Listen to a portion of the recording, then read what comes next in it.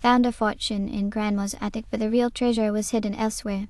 In the mundane town of Maplewood, nestled between the towering oaks and quaint Victorian homes, I found myself rummaging through Grandma's dusty attic one sunny Saturday. The air was thick with the scent of old books, mothballs, and a hint of Grandma's famous apple pie. I stumbled upon a worn, leather-bound box, half hidden behind a cobweb-covered steamer trunk. As I opened it, a cascade of old coins, gold trinkets, and antique jewelry spilled onto the floor.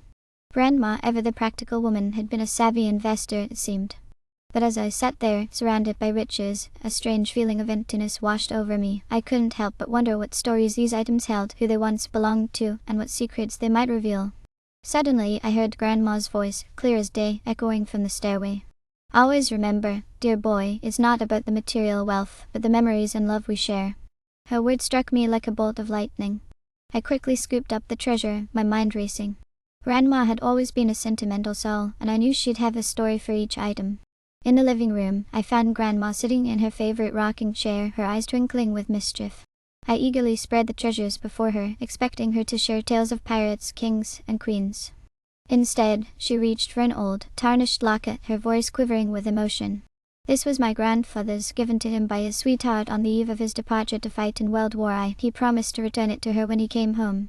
Her voice trailed off, and I could see the pain etched into her wrinkled face.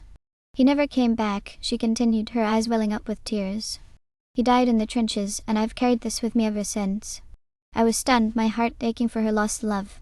The rest of the day was spent listening to Grandma's stories, each item a window into her past. The material wealth paled in comparison to the treasure trove of memories and love that Grandma had shared with me.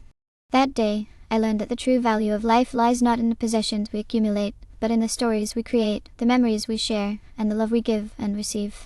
The riches I found in Grandma's attic were indeed a fortune, but the real treasure was hidden in the heartwarming stories she told. As I left that evening, clutching the worn leather box, I couldn't help but feel a sense of gratitude. I had stumbled upon a physical treasure, but in the process, I had unearthed the most precious treasure of all, the wisdom and love of my dear Grandma.